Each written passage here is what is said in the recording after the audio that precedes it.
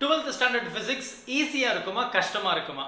இது எல்லா ஸ்டூடெண்ட்ஸ்க்கும் மைண்ட்ல ஓடுற மிகப்பெரிய கேள்வி. ஏன் அப்படின்னு கேட்டீங்கன்னா 11th ஸ்டாண்டர்ட் பிசிக்ஸ் வேற லெவல் ட்விஸ்டா தான் இருந்தது क्वेश्चन பேப்பர். இது எங்க நமக்கு மிகப்பெரிய பிரச்சனையா இருக்கு அப்படின்னா, நிறைய பேர் இம்பார்ட்டன்ட் क्वेश्चंस போஸ்ட் பண்றாங்க. அவங்களுடைய பேக்ரவுண்ட் என்ன அப்படின்றதே நமக்கு தெரியாது. அவங்க டீச்சர்ஸா இருக்காங்களா, டீச்சரா இருந்தாலும் பர்டிகுலர் சப்ஜெக்ட் டீச்சரா இருக்காங்களா அப்படின்றது தெரியாது. ஏகப்பட்ட இம்பார்ட்டன்ட் क्वेश्चंस ஒரே ஸ்டாஃப் எல்லா சப்ஜெக்ட்டை பத்தியும் போடுவாங்க. அவங்களுக்கு எப்படி அந்த இம்பார்ட்டன்ட் क्वेश्चंस எல்லாம் கிடைக்குது? ஏதோ ஒரு வெப்சைட்ல இருந்து எடுப்பாங்க, அது இம்பார்ட்டன்ட் क्वेश्चंस சொல்லிட்டு போடுவாங்க, அதை உங்களுக்கு பப்ளிஷ் பண்ணுவாங்க, நீங்க அதை நம்பி படிப்பீங்க. ஸோ இதனாலே நமக்கு ஏகப்பட்ட பிரச்சனைகள் வருது. ஸோ ஒரு சப்ஜெக்டை ஃபாலோ பண்றீங்க அப்படின்னா அந்த சப்ஜெக்டோடைய டீச்சர்ஸ் பேக்ரவுண்ட் என்ன அப்படின்றத பாருங்க. முதல்ல அந்த வீடியோ போடுற அந்த நபர் டீச்சரா அப்படின்றத முதல்ல கன்ஃபார்ம் பண்ணுங்க. ஸோ இதனாலே நமக்கு ஏகப்பட்ட பிரச்சனைகள் எக்ஸாம் டைம்ல வந்துடுது. ஏன்னா இம்பார்ட்டன்ட் क्वेश्चंस சொல்லிட்டு பர்டிகுலர் சப்ஜெக்ட் டீச்சர் போட்டாங்கன்னா ஓரளவுக்கு ஓகே. ஆனா எல்லா சப்ஜெக்டை பத்தியும் நாலேஜே இல்லாம ஒரு இடத்துல பார்த்துட்டு பப்ளிஷ் பண்றது ஒரு மிகப்பெரிய தப்பான ஒரு இதுதான். அது உங்களுடைய லைஃபை தான் பாதிக்குதுன்றது இப்பதான் உங்களுக்கு புரியும். சரி, 12th physics question paper seriously பேசணும் அப்படின்னா நமக்கு ஸ்டார்டிங்ல இருந்து இப்போ வரைக்கும் கொஞ்சம் ஹார்டா தான் இருக்கு அப்படின்னு நம்ம சொல்லலாம். ஈவன் சின்ன சின்ன கேள்விகள் ட்விஸ்ட் ஆகட்டும், இந்த மாதிரி நமக்கு 12th பப்ளிக் எக்ஸாமும் கண்டிப்பா இருக்கும் அப்படின்னு தான் நம்ம சொல்லலாம். ஸோ நம்ம சேனல்ல பாத்தீங்கன்னா ஃபர்ஸ்ட் சாப்டர்ல இருந்து கடைசி சாப்டர் வரைக்கும் example, book back, short answers, 3 mark, long answer, ஒவ்வொரு கான்செப்டும் கிறிஸ்டல் கிளியரா எக்ஸ்பிளனேஷன் கொடுத்துருக்கிறோம்.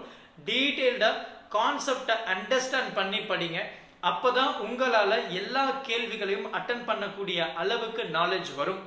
லாஸ்ட் மினிட்ல ஏதோ ஒரு கான்செப்டை பார்த்து நீங்க போயிட்டு எக்ஸாம் அட்டன் பண்ணீங்கன்னா கண்டிப்பா அது உங்களுக்கு கஷ்டமா தான் இருக்கும். இந்த முறை பாத்தீங்க அப்படின்னா இந்த ப்ராப்ளம்ல உங்களுக்கு கொஞ்சம் கஷ்டமா இருக்கிறதுக்கு வாய்ப்புகள் அதிகமா இருக்கு. 5 மார்க் சம்டைம்ஸ் நீங்க எக்ஸ்பெக்ட் பண்ணதை விட ஒரு சில கேள்விகள் நமக்கு அன்எக்ஸ்பெக்டடா இருக்கிறதுக்கும் சான்சஸ் நிறைய இருக்கு அப்படின்னு நம்ம சொல்லி ஆகணும். ஸோ அதனால நீங்க படிக்கக்கூடிய ஒவ்வொரு சாப்டரும் கிறிஸ்டல் கிளியரா படிங்க, அண்டர்ஸ்டாண்ட் பண்ணுங்க. To you know section, more to know section, இந்த மாதிரி இருக்கக்கூடிய எல்லா பார்ட்டையும் தெளிவா படிக்க முயற்சி பண்ணுங்க. நமக்கு 3 நாள் இருக்கு. இந்த 3 நாளை நீங்க ப்ராப்பரா யூட்டிலைஸ் பண்ணுங்க. அது உங்களுக்கு கண்டிப்பா பலன் அளிக்கும். அண்ட் அதெல்லாம் முன்னாடி இதுவரைக்கும் நடந்த நமக்கு monthly test, mid term test, quarterly, half yearly, revision 1, 2, 3 இந்த எல்லா கவர்மெண்ட் கொடுத்த கேள்விகளையும் தெளிவா படிக்க முயற்சி பண்ணுங்க.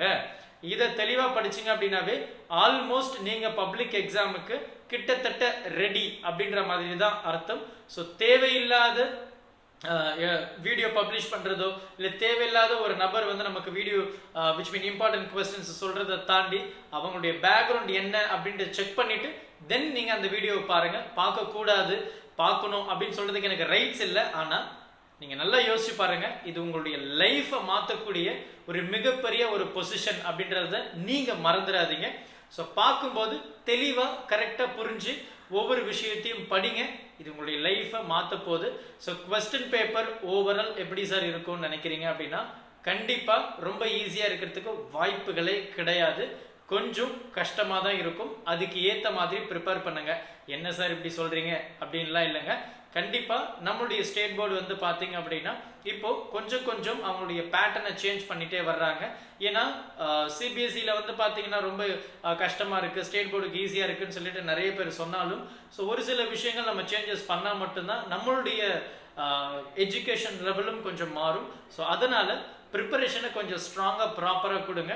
வியர்வை சிந்தாத உன்னாலும் மை சிந்தாத பேனாவாலும் எதையும் சாதிக்கவே முடியாது. படிங்க. Thank you. Help others with a smile.